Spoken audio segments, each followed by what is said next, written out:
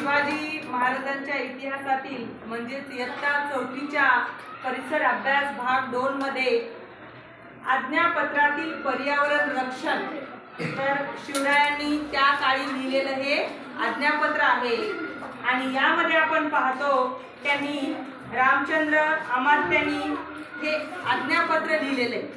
तर यामध्ये शिवाजी महाराजांचं धोरण काय होतं, तर आपल्याला आपण पाहतो पर्यावरण रक्षणाविषयी आपण काळजी घेतोय, पण त्या काळात सुद्धा शिवरायांनी पर्यावरण रक्षणाची काळजी घेतली होती। तर यामधला थोडक्यात 1-2 ओळीत मजकूर सांगते की त्यांनी त्या काळात सुद्धा सांगितलं होतं की कोणतीही झाडे ही त्या मालकाच्या परवानगीशिवाय तोडायची नाही, त्यांना विचारूनच तोडायची, आणि जीर्ण असतील तर ती झाडे त्यांना विचारून त्या मालकाला योग्य तो मोबदला देऊनच झाडे तोडा।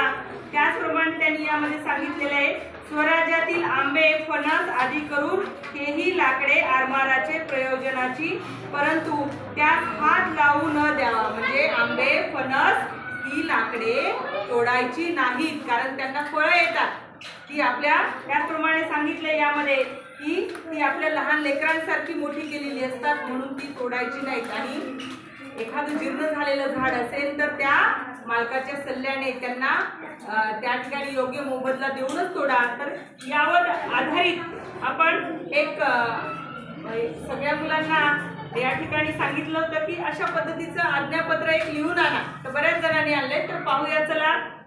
सर्वप्रथम येणारे अंश, तुला अंश दाखव तुझं।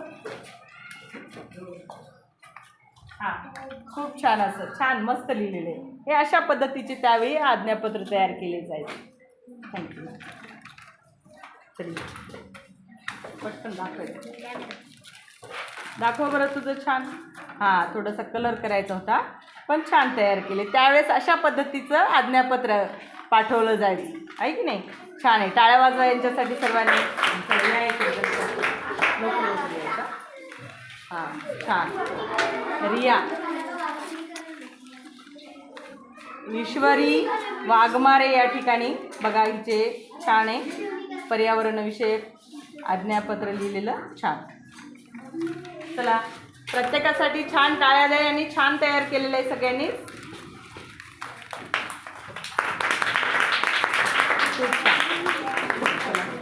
चल लवकर, चला या, छान। पुढे या, चल चल लवकर या, खूपच छान। रिंकू,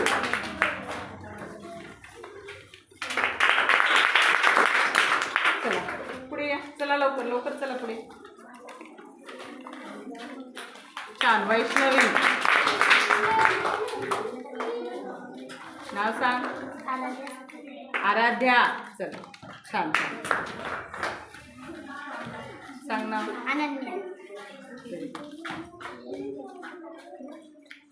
नाव सांग। आरोही गायकवाड, नाव सांगायचं आपल्या विद्या,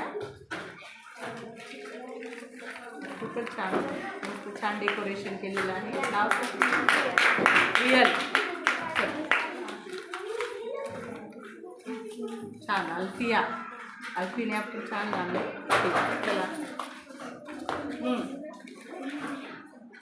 नाव तंजिला, तंजिलाने पण खूपच छान आणले। तर अशा पद्धतीने सगळ्यांसाठी एकदा जोरात टाळ्या द्यायच्या।